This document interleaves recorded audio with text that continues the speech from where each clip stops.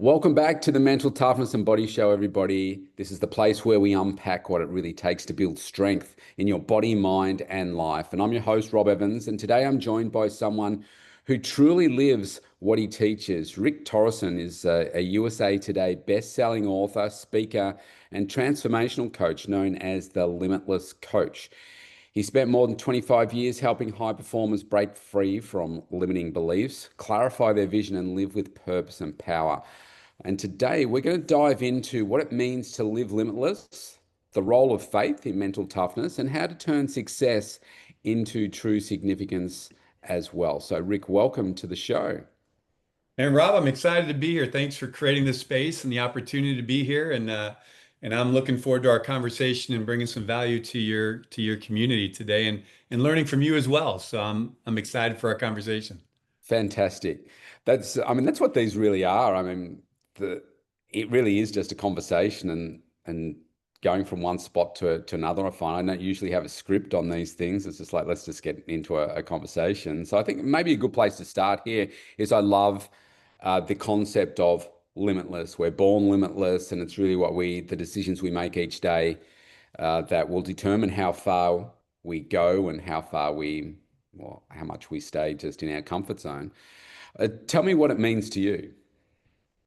Limitless, what Yeah. limitless means to me. So yeah, so a little context with that, right? I am, first of all, I'm a person of faith. So regardless of your listeners and the people, I don't push that or say you have to believe what I believe, Mhm. but my lens that I wear, that I view the world, I view people, humanity, how I choose to show up in the world is largely driven by how I understand my faith and my relationship as a Christian. So that's the foundation that drives me, but it's not necessarily something I'm putting out, say, hey, this is for what everybody has to believe or do. So I just Yeah. want to set that up, but I want everyone to understand that lens by which I'm about to share this with you, right? So I didn't grow up as a person of faith. I grew up with a single mom outside of Chicago, Illinois, really hard existence. I tell a story in my book, Born Limitless, about an experience I had with a babysitter. Being a single mom, she needed help raising me, and some abuse that happened at 6 years old with that babysitter that really shaped a lot of my beliefs about my Mm. life and about people, about women, about the world. Yeah. And that experience impacted me for 25 years until I met the kind of the woman of my dreams that I wanted to marry. And I started sabotaging that relationship. And I was like, why am I doing this with the person I want to spend the rest of my life with? And that was, about 35 years ago. And I had an epiphany, an awakening of said, man, there's something wrong about what I believe about myself, about women, the world, and how I'm living my life. And I don't think it's the world's problem. I think it's in my belief construct that I have, and it's keeping me from these things that I really believe I want. So I use it as a preface to set up this idea. I didn't grow up with this idea of I'm limitless and I'm all powerful and I can do this. I really grew up with this hidden dynamic of being insecure, afraid, lack of identity, and belief in myself, a lack of clarity of value and worth. And so I showed up by putting on this front that told everybody I'm in charge, I got this, I can handle anything. And inside I was dying the whole way.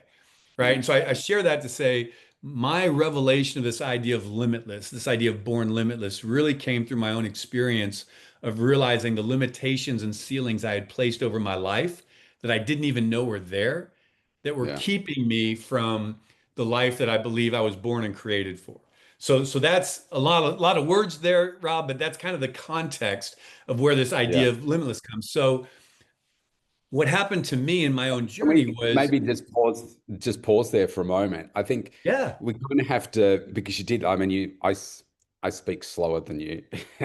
You have said a lot of words there, and it's almost like you need to pause now and go back and replay that at all the listeners, because you've mentioned so much gold in all of that. And as you're saying all of that, I can relate to every single word, because this is the second time we've had a conversation. When we first had the conversation, like we're kind of around the same sort of age. We've had same sort of experiences, and my life was, very similar. Not from being abused by a babysitter. I'm so sorry that's happened. But all of Yeah. these things do shape us, do they? Don't they? And I I had no self-confidence, low self-esteem, rejected by people, for a big part of my life, and just felt that like if the way that I am presenting on screen right now is my limit, I believe my limit is still going, but I felt like I was living at this level. It's like, Yeah. hi, I'm down here. And Yeah. Yeah. and I think one of the beautiful things about life, and we sort of touched on this the other day, about at the age we are now, things just look really different. Yeah. And I think about all the work that I've put into myself to get here, because you are born limitless, but I had put, so you use the word ceilings, so many ceilings on me to restrict me from ever achieving what it is that I really wanted to. Yes. And I still believe, and I'm sure you believe this too, doesn't matter what age you are now, you haven't reached your full potential yet. 100%. Yeah, no, Um, I absolutely agree. And that's really the context of all that I shared, right? Because I think in that everyone can identify somewhere, right? And the challenge with that is that I realized at 25 when I met the woman that I wanted to marry, is there was an epiphany of, oh my gosh, I have beliefs that aren't serving me. yeah, But I didn't know it because all of us have limiting beliefs, but we hold them so long to be truths that we call them normal, right? And that's so once we call them normal, we don't see them as a problem, an issue. We don't see them as anything other than our reality. yep, And if we're not willing to challenge normal, which is how I get into a lot of my coaching, is if you're willing to challenge the normal you live in, right? And challenge that and explore that, then we can do anything. We can get anywhere, but you've got to be willing to look at your normal and say, what if that normal I'm living under, the belief construct I'm living under, isn't actually based in a truth, yeah, right? But it's based in an experience, how I interpreted it yeah, and defined it, which then drove what I believed about it, myself, and the world. That was my experience, right? At 6 years old, yeah, I began to form a narrative about my life, my value, and my worth because of what happened to me, and I had no place to process it. And we all have our different stories. Doesn't have to be that traumatic, but yeah. we all have those moments where we define something and that becomes our beliefs. Our beliefs drive our behaviors lead to our outcomes. Yeah, well, by the time I got to age 23, I had, I didn't really have friends growing up. I'm a shorter guy. I I love sport. I love the sport we played here in Australia. But the thing was, I stayed at this height and everybody else just got taller and taller. And so the gap between our abilities in sport just meant that I was now no longer competitive because I was so much smaller than everybody else. So that started to wane a little bit. I mean, this is back in the early 80s, and I'm sitting in a classroom trying to learn, and it was a little bit like the teacher's talking, and you can see everybody's busily writing, and I'm like secretly just looking up, and it's like, why am I the only person that seems to not understand? Why does everybody else in this room Mm. seem to get what's going on and I don't? And so I just put my head down and pretend to write things and try and understand it, but didn't. So I was kind of like a C to a B sort of student, but I worked really hard, but I didn't know how to study properly because nobody taught me how to do it. And I didn't get help at home or anything like that. And every single girl I asked out up until age 23 said no. And so I'm judging my life and success by Yes. the results that you get. And I wasn't getting great results up to that point. I didn't have friends. Yeah. I wasn't good at things. And in my mind, I'm never going to amount to anything. I was Yep. bullied as a kid, but I found by the time I was age 23, probably my biggest bully was me, Yes. holding myself down and not having that belief or self-confidence in myself to be able to move forward. So yeah, I mean it's And the interesting what we do to ourselves. well, and we do it, and it's and everyone. So I want to make sure everyone's listening, they understand, and this is all of our realities. Yeah, Some of us process it differently. Some of it's very traumatic. Some of it's not. Some of it, I mean, we all have those places where we have an experience, and then we begin to, it's narratives that we tell ourselves. So everything you just said were narratives you were telling yourself of how you interpreted just a truth that you weren't as tall as everyone else. You weren't Yeah. able to That's perform. my truth. So Mm. you had a narrative you were saying about yourself. So instead of just saying, well, they're taller, they're more athletic, they have more ability here than I do, and it's nothing wrong with that, it's just a truth, we start defining ourselves, our worth, our value, and our ability. Well, I must not. And if I'm not like that, then I'll never be able to. And so Yep. these stories that no one hears, that we play around in our heads, demand us to resolve them. And how we resolve them is through a belief construct. So I must not be. I must be this. I must not be able to. I can't. And so that's what we begin to declare in our minds. And what we declare, we become. So Yep. now we've created a belief that sticks with us. Now, here's the thing you said that I think people don't understand is once I have a belief construct, I will and this is science, not thought, just a suggestion. It's actually science. My beliefs drive my behavior. So if I don't believe I'll be good at something, or I can't study well, or I'm not good at math, and I start telling myself I'm no good at this, my behaviors are going to work hard to reinforce that belief. That's So right. now it's that self-fulfilling prophecy. I start actually failing, sabotaging myself, and not even realizing it because I've already believed I can't do it. So Yeah. my behaviors are going to then mimic that belief, which means I'm going to reinforce it by getting that result that I can't Yeah. do it. Yeah. Yeah. It's this That's the downward spiral, isn't crazy, it? that's Mm. that crazy thing that we don't, and that was where, like, I don't know what your moment was, but with that girl, that was that, I mean, it was like this punch in the gut that said, man, wait a minute. I I'm doing this to this relate. I mean, I was the day I was proposing. We go to dinner, nice dinner, the whole thing, and in the middle, and I knew I was going to give her the ring after dinner, and had it all in my head. And in the midst of dinner, I start sabotaging, and I made her so mad at me that she was done with me. She was ready to kick me out. We're driving out of dinner, not talking, and I'm going, what did I just do? It wasn't, she didn't do anything. I felt it and saw that I just did something that was destructing something Mm. I wanted. And she's in her mind going, this guy's done. Yeah. Fortunately, I caught it and I apologized. I kind of reset it but that was the wake up call that said, and I started looking at my life and going, oh my gosh, look at all these situations from this journey where I've got this repetition of cycle of this same thing happening. Yeah. And I never knew it when it was happening, but there was that thing that hit me that went, oh, wait a minute. And I didn't tie it to the abuse until I had a Yeah. coach in my life. And this was 40 years ago, right? Till I had a coach in my life, someone in my life who said, listen, where's this belief coming from that you don't deserve a relationship and that women want to hurt you and that you have no value? And I said, I don't think I believe that. And he goes, no, look at your life. I was like, okay. And it had dawned on me as we were just walking through stuff. I said, oh, I remember this experience I had where Mm. I started telling myself because I couldn't tell my mom what happened to me with the abuse because she trusted the babysitter. And if Yeah. mom trusts the babysitter, then in my mind, and I wasn't thinking about it then, but as I look back, I'm going, if mom trusts her, then I should trust her. So what she's doing isn't her fault, it's my fault. Yeah. That's right. So, That's you know horrible. what? So I was like, oh my goodness, what lie did I take on that drove me from age 6 to that encounter at 25? Mm. And I saw the cycle of just reinforcement the whole way. I Yeah. hope what the people that are listening, as we're talking about this, they're able to start seeing that pattern, go, oh, what are the patterns that I've been living Yeah. based on how I define some things where I'm settling for something less than I was actually born and created for. Yeah.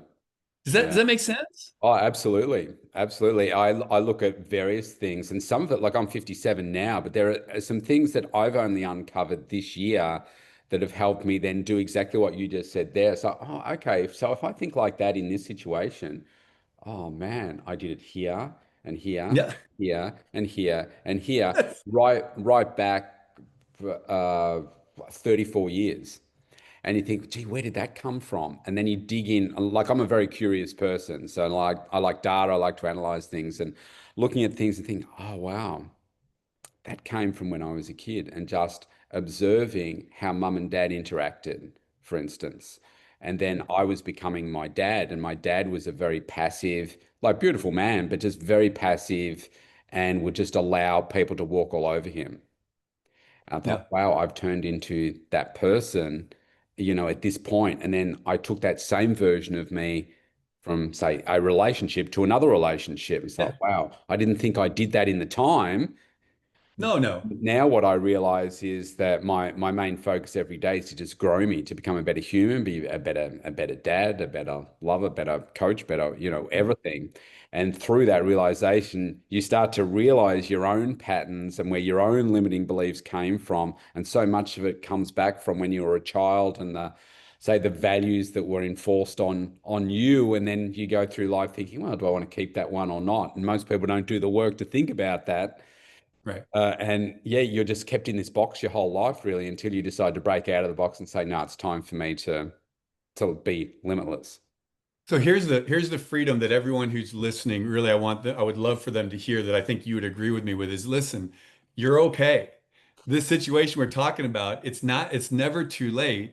No. It is all of our stories. It's different in what we've gone through, but I would love for everyone listening to understand, listen, the power is in the self-assessment and willing to ask questions without, here's the key, without condemning yourself or putting shame on yourself for things that you one didn't ask for, the unasked for, unwanted, unwelcome things in your life that happen, right?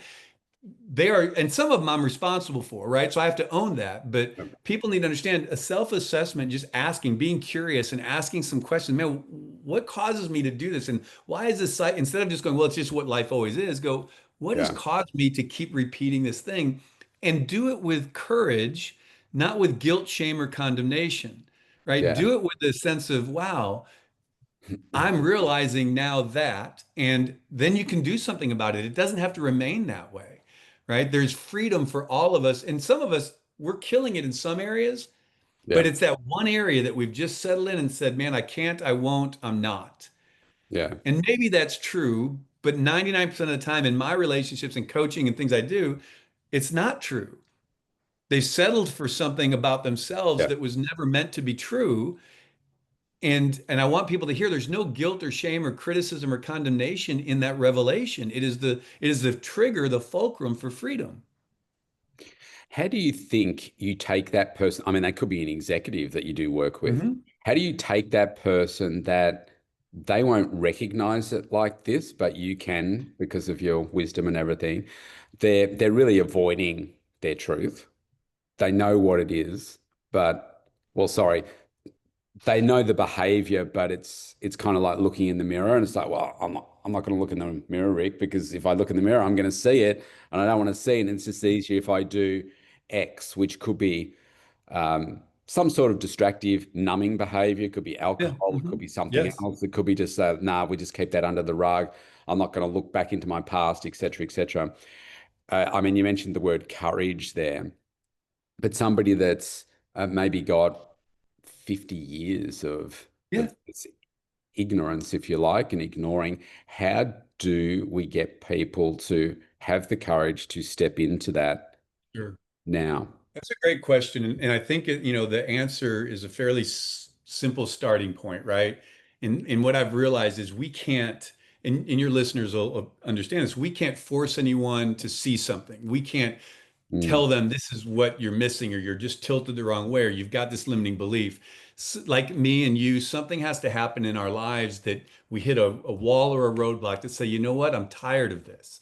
I know I'm better than this, or I know there's more in my business, in my personal life. I was working with one leader, highly, highly successful, seven-figure business, everything he does really well, except that he struggled keeping women employees. Never thought about it, but that wasn't why he came to me. He was working through, he wasn't thinking about his women employees, but he was struggling with turnover. He realized he had a lot of women that worked for him, but there was always odds and tension there. And he just was trying to figure out, how do I build my team better? So we're walking through stuff.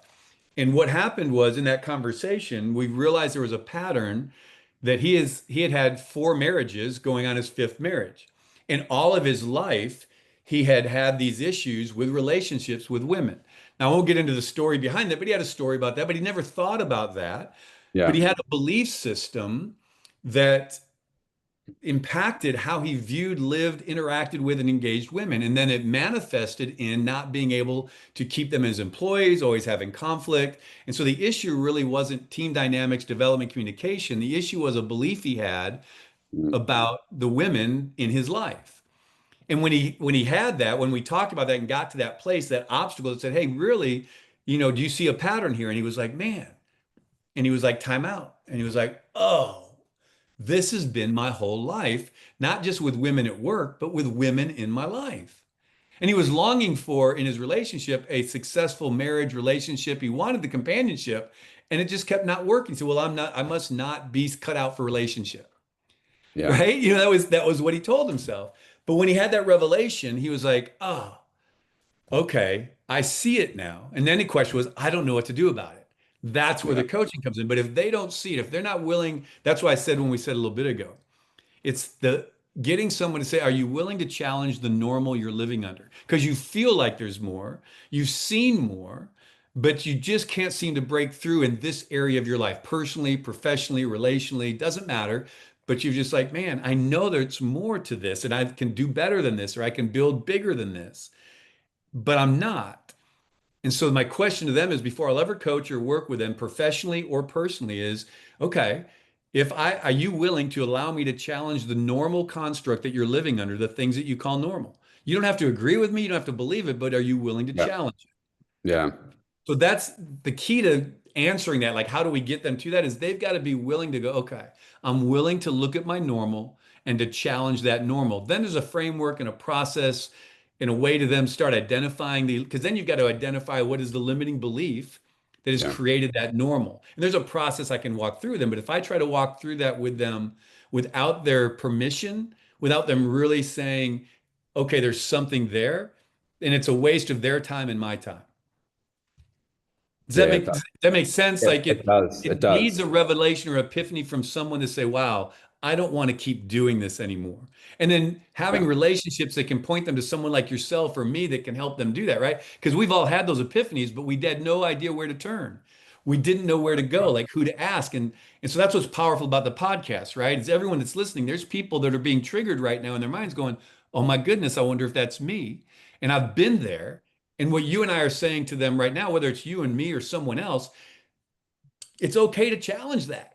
Get Yeah. someone in your life to help you walk through that to discover, is that normal? And if it is, no harm. But what if that normal that you've accepted is actually a ceiling that you've placed over your life that's Yeah. causing you to settle for something less than you were born and created for? I don't know if that Yeah. answers that question, Yeah, but no, it that's does. it. It does really well. Personally, I've found it's come from pain from me. Yeah. It's like you get to a point where, just like you said, I know there's more for me. I don't know what it is, but I know that there's more. And there comes that point where it's kind of like it's a scratch. It's like, I know there's more. And then it's like it gets so bad. It's like, man, that's really hurting now. I know I need to really do something about this. And I know from the biggest changes that I've had in my life has been pain, like going through the pain and knowing that probably any change in whether it's a limiting belief or whatever it is that you're experiencing, for me, it's going to hurt. It's going to be pain Yeah. because there's going to be some change somewhere. And sometimes that's changing a relationship. Sometimes it's changing a career or, whatever it means for you. But it's certainly raising your own personal Yes, standards, sir. I think, and dumping whatever those old stories are that you told yourself. And I think from what I've observed, the scariest part for people is that, well, if I change something about me, then that's also changing my identity. And Mhm. what if people have always known me as this, but now I'm this? And you've got to have that courage to be able to face that and say, oh, I thought you were this.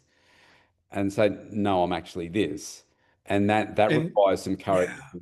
as Man, well. that's so good, Rob. I mean, I hope people are catching what you said because everything for me in all of this, personally and professionally, business and personal, it comes down to identity crisis, right?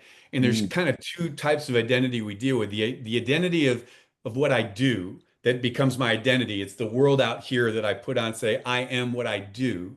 But then mm, there's the identity of who I am in my createdness that I am this person of value and worth, and I already am this. And so Mm. it is this process of really helping people understand that you are not changing your identity, you're actually walking into your true identity.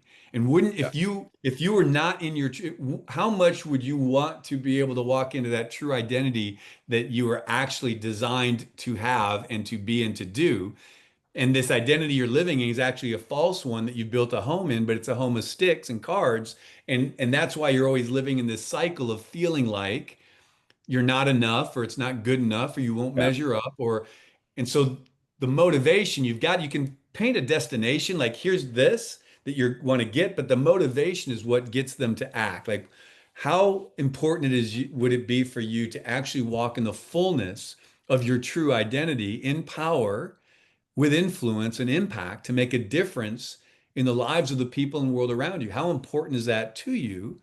To be able to have the freedom and the peace that comes with that space. Mm. Yeah. You mentioned about faith. Um, I want to have a bit of a conversation about this because I think it's whether, like, I'm not a religious person. I think I'm a spiritual, but I don't think I'm religious. But I want to use this because I think it's powerful. So, at what point did you discover faith, and what did it do for Hmm. you? Man, so good. Thank you for asking that question. I don't get into that piece of it because that was really what broke me free. That story I said at 6 years old and 25, and that revelation I had that then I had Mm. to self-reflect and realize, man, I don't value myself. I'm not worthy. All those things, the stories I had told myself for so long. So I didn't grow up in faith. I didn't grow up in a church. It Yeah. was far from it. Single mom, grandmother raised me outside of Chicago. And so I had to defend for myself a lot of my life, right? Take care of things. I was having to be responsible at a very young age because my mom worked a lot, right? And then those experiences I had. Yeah. And so I was my own God kind of thing, right? I was the one in control. And I don't mean that negatively. I saw life, and if I needed something or wanted something or You something was did wrong, it. I had to go get it. I had to do something about it. But it was all a false front. There was a imposter that we talk about imposter syndrome. Don't want to chase that rabbit, but there was Yeah. that place that I was living, and it all came down to an identity issue. So as I was getting older, my wife, who is now my wife, that girl, that young lady, she grew up in the church. Okay. And and so she came from an experience of relationship within the church, and her family was very faithful. I would say not religious either, because I think there's a connotation to that, but they were very faithful in their belief and their relationship as a Christian, Yeah. right? In their relationship with their faith. And so I got exposed to that, but not looking for it, but it was there because it was part of their life and I wanted to be in her life. And so it was there. And here's what happened. Couple things for the faith side of it. Someone gave me a scripture verse. They said, "Hey, just I want you to read this, right?" And it was Psalm 139. And I don't have I never had a Bible, don't have a context for anything. I'm not against, I'm not for, I'm just living my life.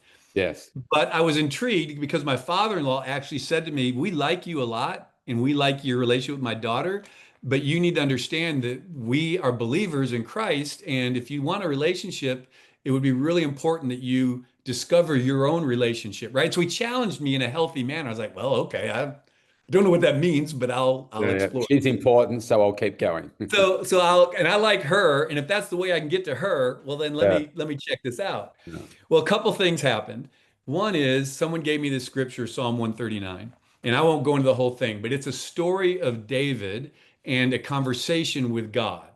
Mhm. And it's powerful because it starts out as a reflective conversation where David says to God, he goes, "Hey, listen, God, you've searched me and you have known me." So this is an intimate statement. Like he's saying, "You've searched me, you know everything. There's nothing hidden in me and my relationship with you, nothing at all." And I mean, that's a scary thought just in itself of, oh, you mean he knows everything, right? Yeah. But then it goes on, God starts saying, and David starts declaring how God sees David. And he says, "David, listen, there's no place you can hide from my love. There's no place you can go. I've numbered the hairs on your head. My thoughts for you are more numerous than every grain of sand on the seashore, right? And he just goes into this litany of how God sees David and his love for him. He's like, David, there's nothing you can ever do to cause me to love you more than I do right now. And there's nothing you can ever do to cause me to love you less than I do right now. The full measure of my love is yours, and it's not dependent upon you. So I'm reading this and I'm like, holy goodness, if this is real, if this is the relationship, if this is what this looks like with this God who is speaking destiny, future, hope, life, identity over David, I was like, I'm interested because I'd Yeah. never had that in my life. I'd never experienced an unconditional relationship that said, my love for you isn't dependent upon you. You Mm. can't earn it. You can't buy it. You can't give it away. You don't have to even receive it, but it's yours. So that just messed me up. I was like, oh, wow, what do I do with this? So Yeah. that got me thinking, right? It got Curious. me Yeah. pursuing, going, I need to find out more. I'll tell you one more funny story if you don't mind, real quick. So I played basketball in high school and college, and I was a coach and all that. So I was a sports guy. And when I came down to Texas, I didn't know anybody. And my girlfriend, who's now my wife of 34 years, she knew I liked to play basketball. So she hooked me up to play in these leagues, basketball leagues, with the youth pastor of the church. I was being Okay. set up the whole way, right? And so she told me, she said, hey, I've got you set up with a youth pastor. He plays in these basketball leagues and you can play with him. My first thought was, this is going to be the worst experience of my life because it's a bunch of church people Yeah. playing Have sports no like, oh, skill. sorry, oh, Yeah. forgive me, oh, and so I had this mindset that, okay, I'll play because I don't know anybody, but this is going to be terrible. Yeah. It ended up being really cool. He was very competitive. It was good basketball. It was a good experience and I enjoyed it. And he and I became friends. And so we would sit in the parking lot after and just talk after games. And so he knew where I was, he knew the family, and we were about the same age. And so we started talking about faith and religion and church and all that. And I didn't have, again, no context. And he started to talk to me about stuff. And here's what I said to him. Here's the funny part.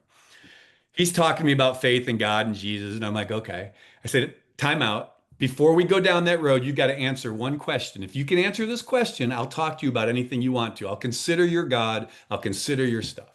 And he's like, fine. What's the question? And I said, tell me how a guy can live in the belly of a whale. That's the only biblical story I knew was this dude in a whale. Yeah. And so that was my challenge to him. I said, hey, if you want to talk to me about faith, I'll consider your faith, but you got to tell me how a guy can live in the belly of a whale. And he just laughed at me. He was like, okay. And he said to this to me, he said, if I don't have to start there, if you'll let me start somewhere else, I promise I'll answer that question. And I said, okay, but you're going to answer that question before we get done with this. And so we went on a journey of relational conversation. And that was so enlightening to me that my faith, this Christianity, was about a relationship, not a religion, and it was about love, not law. Mm-hmm. And I'd never experienced that. And so I started doing some youth stuff with them, and I'm watching young people talk about God, sing songs, and I'm like, what are they doing? And they know that I don't know. And so Mm-hmm. that provoked me to go on my own discovery.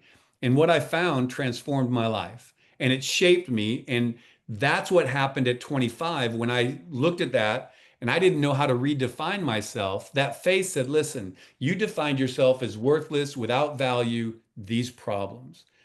God says you are already accepted, valued, and worthy in his eyes, and you don't have to do anything to deserve it. And he reshaped my vision of myself and my value. And I said, okay, I can lock in there. And it's not determined by everything out in the world. It's determined by the one who created me. In the script in Psalm 139, it says, I knit you together in your mother's womb. And I thought, what is that? Right. And so, anyways, it's again a long story, but that's how I came into faith. And it began to be the foundation of how I saw all humans and all people and interacted in everything I did. And I realized there's so many of us just like me and you who are living with a construct of their own value and identity and worth that is faulty. It's broken. It's based on a system that isn't for them. It's actually against them. And we're agreeing with the world, not with the one who created us. And I thought, man, if I can just shift my alignment from the world that isn't for me to the one who created me, who is for me, what would happen? And when I did that, everything changed. So again, I know it's a long answer, Rob, but that was what was the foundation of everything I do today, the work I do, the coaching I do. It's calling out that limit. You were born limitless, and Mm. then life happens, Yeah, no, I right? think it's a beautiful answer because I think people listening, you don't have to think, oh, well, I'm not religious or I'm not this faith or I'm not Christian or whatever. It I wanted to ask you because I'll tell you what my reflection for myself is my church, if you like, and this, and I say this, it doesn't, I'm not intending it to be disrespectful at all. My church, I discovered, was the gym. And every time I was in the gym, I felt at peace. I felt safe, if you like. Mhm. And through my journey, so every time I was in there, I was working on me, just me, not anyone else. And when you're under a bar and you're working your maximum, you ain't thinking about the stressful things in your life. You're thinking about, I got to get That's this right. back up, otherwise it's going to crush me. And through that journey, I discovered who I was Yeah, and who I it's was good. supposed to be, and bringing out that greater version of me. And I've been doing It's that for so good. 37 years now. So I wanted to ask you first and then share that because I guess you've used faith as your vehicle. I've used the gym, if you like, as my vehicle to bring out the absolute best in myself. And I think in being really curious through that vehicle and wanting to grow, that's how I've discovered my limitless potential as Yeah, well. So it doesn't, it's so good.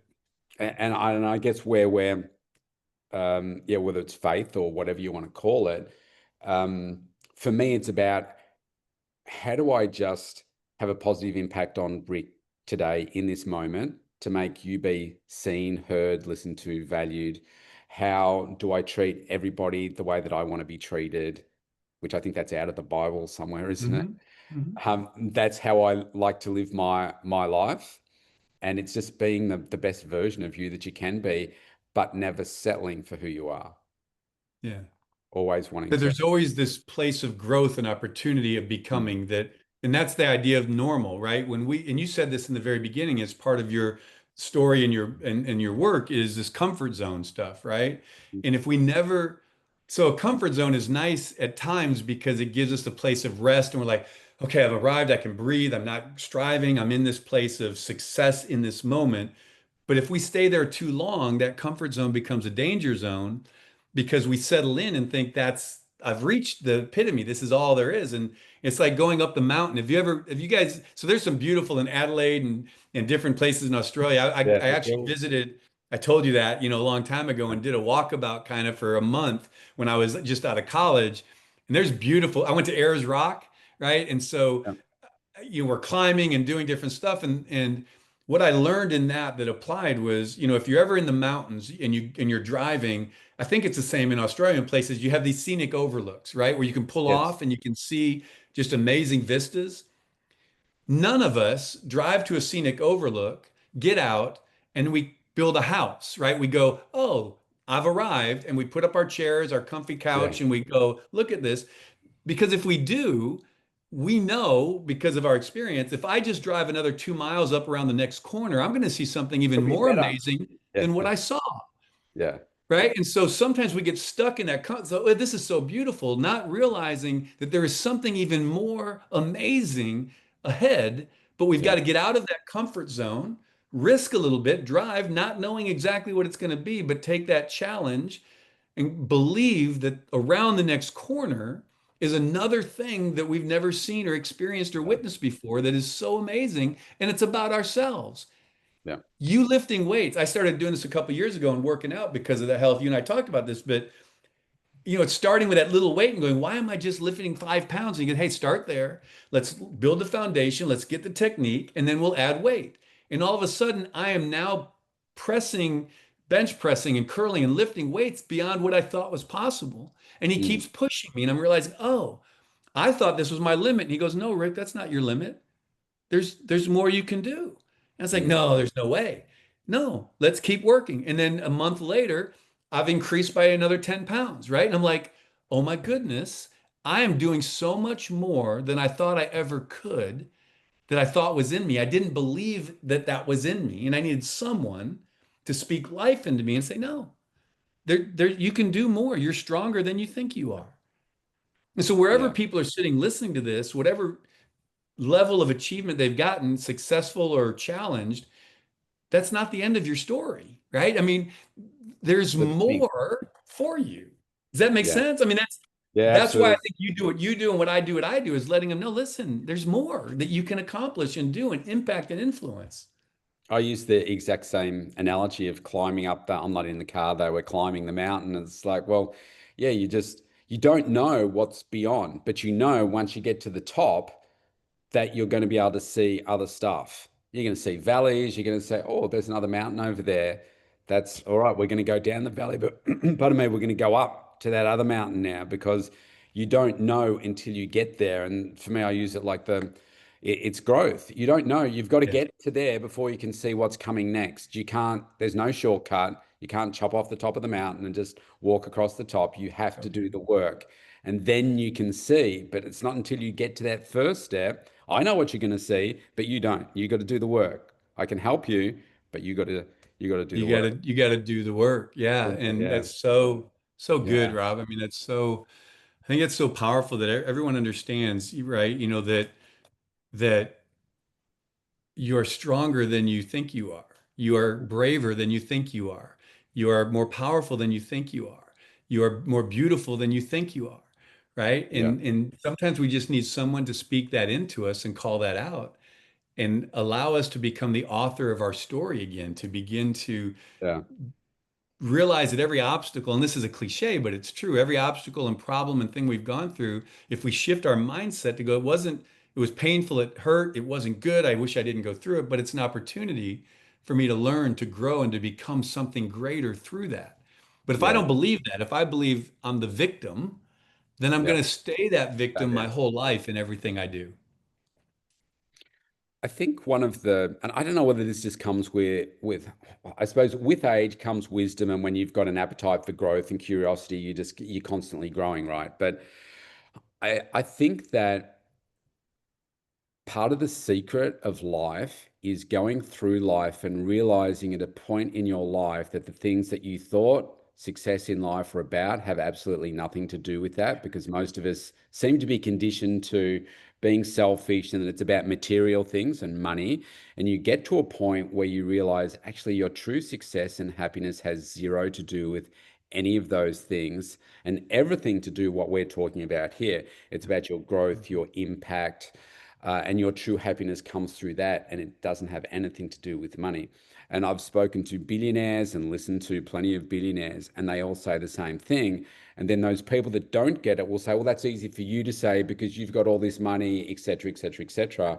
But none of them are usually driven by the money. It's by everything else that they're becoming in the process and becoming a greater person, having a far greater impact. And there's not one person like that that would say, well, yeah, I've hit that target now. I've got this many billions. I'm just going to retire and play golf and sit on a beach somewhere. That you can't do that because that's not what is driving them. Yeah. I think, it's interesting because I'm in my 60s, right? And you're, late 50s. I think every decade of life from our 20s after college or school or university or wherever we are, but typically 20s, every decade of our lives, we're asking different questions. We Mm, see life differently. And what I've realized, and part of my passion where I'm at now, is I've got less years in front of me than I do behind me. And so now the questions I'm asking at this point is more about legacy. It's more about impact and influence in other people's lives. It's more about how can I add value and leave a yeah. mark that I would never have asked myself typically at 20 or Mhm. even 30. But here's what I think with the people, wherever you are that are listening, whatever age demographic you find yourself in, the sooner you can start asking value questions, like legacy questions, the sooner you're willing to go, wait a minute, what's it all unto? right? What's the mark I'm going to leave? What is that thing I want to build and do that is greater or bigger than myself? The sooner you start contemplating that, I think the greater impact you'll have and Yep. the longer impact you'll have.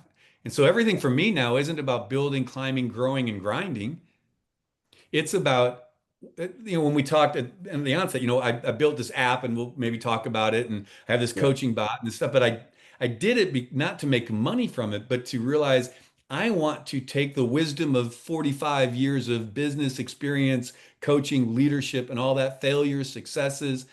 How do I begin to help mentor, sow into, invest in others to help them on their journey?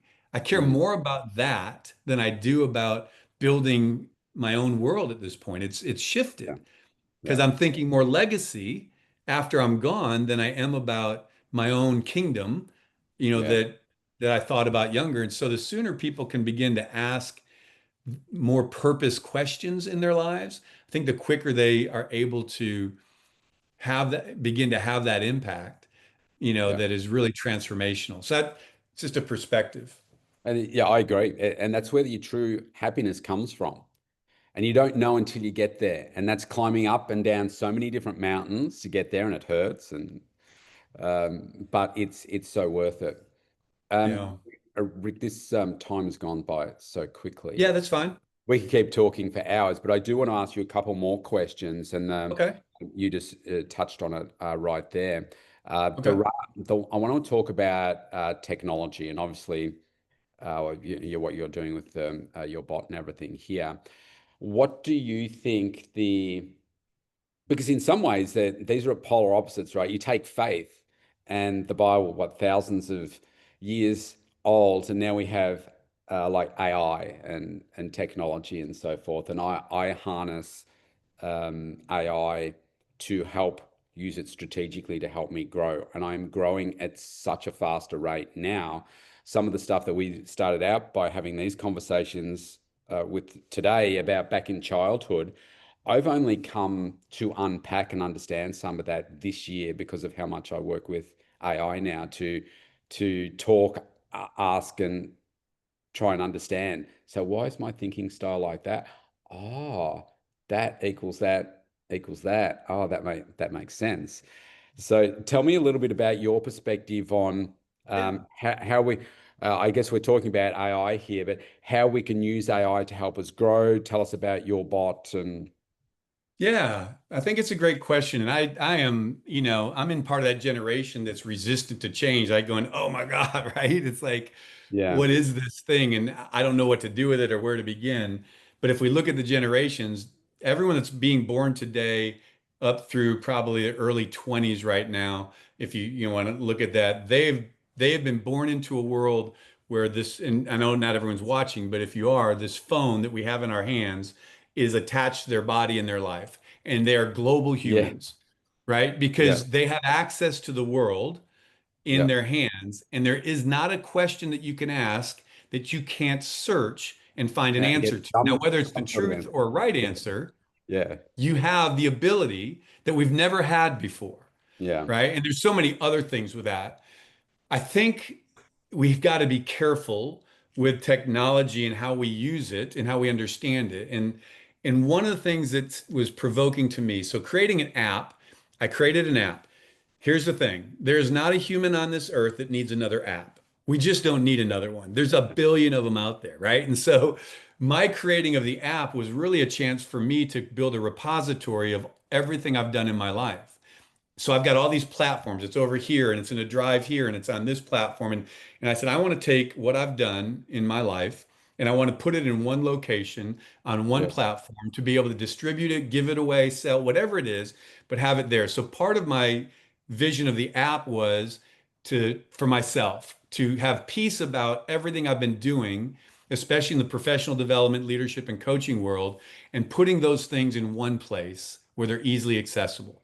So yeah, that's part of what I did. So the app is called Living Limitless, and it has positive declarations that push out every day. And there's different things, and there's a faith zone in it where people. So I was actually a pastor and church planter for 15 years, right? okay, That was part of that thing that happened to me where I was like, man, ultimately that wasn't who I was to be a pastor of a church. That's not really how I'm wired, but that was a road I went on for a while. So I went to school, got a theological degree, did all that. All of my sermon, everything I've done is in this app for people to explore. But not just the app. I thought, what would make this something that people would want to use? Like, where would be the value? And so I created what we call the Rick bot. So, so don't laugh. I know you're all laughing. If you can help me find a better name, we'll find it. But it's called RickBot. And it is a AI clone of myself. And I have taken, digitized my life, my books that I've written, the stories, the teaching, the training, the sermons, the videos, everything I've done, and I've conditioned and trained my brain, the RickBot, the AI clone, to be me, to be able to respond how I would respond. And Yeah. I did it initially. I was like, I'm not sure why I'm doing this, but it was like an obedience thing. I just felt like I needed to do this because there was going to be a reason for it. So I did it. Um, one of the reasons were because it's a legacy for my children and my grandchildren. If something ever happened to me Yeah. and I It's wasn't still there. around, I'm there in that. And I thought, well, that's kind of creepy and weird. So I had my children, my son's 30, my daughter's 27. I said, hey, my daughter's about to have her first baby, right? So I said, this is a really morbid thing, but I want you to think about if I wasn't here to ask advice Mm. during this time in your life, right? And you had a question you wanted to ask me, what's advice you would want from me if I wasn't here? What's the question I want you to ask the Rick bot Mm. as your daughter? Say, hey, Rick, right? Dad, I just want you to talk to it, ask it a question. So she did. She asked it a personal question about her fears, about being a mom in this generation, about being a wife. She said, I don't know how to do this. I'm not sure if I'll be very good at it. Yeah. She types it into the Rick bot. She asks it that question, and then she starts crying. I'm looking at her and she shows it to me and I start crying. Why? Because it said exactly what I would have said to her face to face. Yeah. It valued her, it called out her greatness, her courage, and it gave her the advice that I would have given her. And I thought, wow, my kids, my grandkids will have access to learn about me and hear from me even if I'm not around. So that was one thing. Mm. The other thing I will tell you, because of the way there's a generation right now between 22 and 35 who live their lives professionally and personally in Chat GPT. Yeah. They're going to it for life questions, relationship questions, faith questions, professional Confidence. questions, identity questions, everything, right? And that what they go and they get some interesting stuff, but there's algorithms that drive the responses to them. Like ChatGPT pulls everything from Reddit, right? Well, that's certain information that has been populated there. And so it's going to give you, and whoever does the algorithm can point you in whatever direction they want, That's right. right? And so, but you're going there to, and they do it at 3 in the morning and 2 in the afternoon. Yeah. Yeah. And then again, it's a little longer. I apologize for this, but what happened was is I had built this, and then 5 days after I launched it, and again, this isn't a political statement, but Charlie Kirk gets assassinated. And my Right. daughter is a follower of Charlie Kirk and my son, right? And I'm a follower. I just whatever. I don't want to make this political, but they were followers. And then my daughter came to me and she said, I don't know if I want to have this baby. The world is so messed up. There's so much anger and hate and rage, and people are fighting over stupid things. And why would someone kill someone because of something they said or believed and you Mm. disagree? And so she's just going through this very hard moment of trying to reconcile. And she's going, and her friends are going onto Chat GPT and asking it, how do I deal with the rage inside of me? I'm so mad at this. I don't know if I want to do this. And she's getting advice, and her friends are getting advice from this world out here of the World Wide Web that has no humanity in it. Yeah. And so it hit me in that moment. I went, you know what? I want to disrupt Chat GPT and create an app that you can go to for asking personal or professional development questions. Don't ask it how to change the oil in your car or make lasagna or something, right? But if you ask it a personal, you're going to get an answer from a human. Now, it's Mm. just my world. It doesn't pull from the internet. So it's limited, but it's not. It's 40 years of life, wisdom, failure, success, coaching, teaching, training, ministry, everything. And Yeah. it responds to you just like chat does. So I've built a challenge. I said to people, hey, I want you the chatbot, Rick bot challenge. Ask chat a question, personal development, life question, whatever you want, then ask the Rickbot the same question, compare them, and tell me which one seems more human, real, and Personalities. powerful. Yeah. Yeah. 100%. I've only done a small sample size. I'm in the process now. 100% of the people that have done it have said your chatbot was so much more real. There was a young lady who worked at a coffee shop in a coffee shop, single mom, 24 years old, struggling with relationship, raising her kid, the whole thing. So I was just talking to her, didn't know her very well. I said, hey, why don't you ask me the question? She's on chat asking it stuff. She's struggling. I said, why don't you ask my Rick about this? So she's there, no one's else in the store. She types in her question about being a single mom, didn't know what she was typing. She starts crying right there in the coffee shop. And I'm like, oh no, what did I do? I've broken you. Mm. And she goes, no, you don't understand. It's the first time I felt heard, seen, and understood. Like I Yeah. was talking to a real human that understood me and spoke to me, not just this machine robot, which you get Match. good stuff, but it wasn't personal. So, anyways, that's where I think this world is going. And I think people are living there. And I thought, why not try to bring some humanity in the middle of it? Right. And offer an alternative. If you're going to go search personal development, life questions, relationship questions, why not give them an alternative where they can go and feel seen, heard, understood, valued, and have a process, because that's what I do in coaching, to walk into their freedom and break free from some of these beliefs and limitations they have. Again, long answer, but No, that's it's where good. I'm at. That's why I'm going on podcasts and saying, I need Mm. people, I want you to take the challenge. No, Get the it's Living Limitless app, go to the bot and have a conversation. And there's no cost. it's a beautiful thought because and beautiful action because it ties back to legacy. And I never thought about legacy until I lost my daughter. And now part of my legacy is I thought, well, yeah, I haven't found anyone that's done more podcasts in the world than me.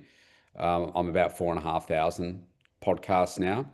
I do two a Come on. day. Well, today will be three a day because I'm interviewing you as well.